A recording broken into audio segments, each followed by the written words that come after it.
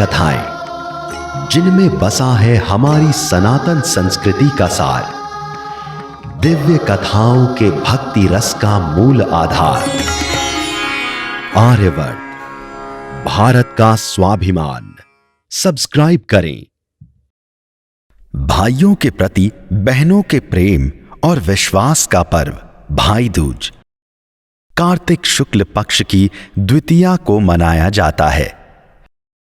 भाई दूज के दिन बहनें नारियल भाई को देकर टीका करती हैं। टीका करने के बाद बहनें भाई की आरती करती हैं। बदले में भाई अपनी बहन को गिफ्ट देते हैं। उत्तर भारत में अलग अलग क्षेत्रों में कई अनोखी परंपराएं प्रचलित हैं, जिनका निर्वहन करते हुए बहनें अपनी भाइयों की लंबी उम्र की कामना करती हैं। भाई दूज कथा। भगवान सूर्य नारायण की पत्नी का नाम छाया था।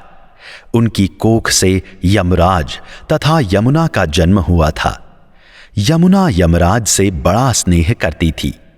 वह उससे बराबर निवेदन करती कि इष्ट मित्रों सहित उसके घर आकर भोजन करो। अपने कार्य में व्यस्त यमराज बात को टालता रहा। कार्तिक शुक्ल का दिन आया।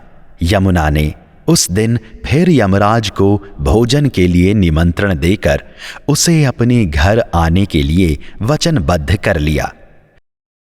यमराज ने सोचा कि मैं तो प्राणों को हरने वाला हूं, मुझे कोई भी अपने घर नहीं बुलाना चाहता।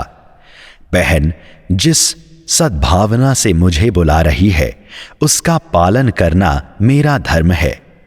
बहन के घर आते समय यमराज ने नरक निवास करने वाले जीवों को मुक्त कर दिया। यमराज को अपने घर आया देखकर यमुना की खुशी का ठिकाना नहीं रहा। उसने स्नान कर पूजा करके व्यंजन परोसकर भोजन कराया।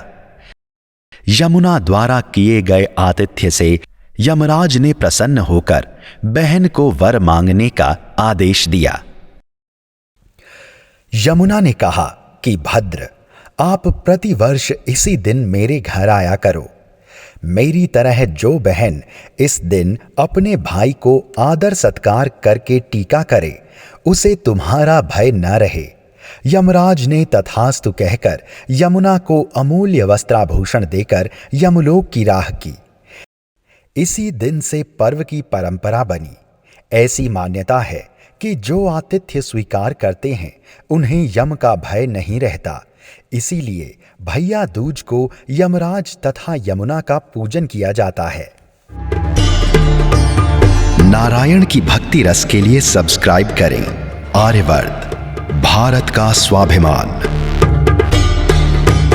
हमारा सेवा भाव और संकल्प शक्ति है आर्यवर्त। आपके द्वारा बुक करी गई हर पूजन सेवा व सामग्री में से एक हिस्सा गौ सेवा में लगाया जाएगा, जिससे न केवल आपको सुख शांति मिलेगी अपितु गौदान सदृश पुण्य की भी प्राप्ति होगी। दान असंख्य पापों को नष्ट कर देता है। दान ही धर्म का पूर्णत्व और उसका आभूषण है।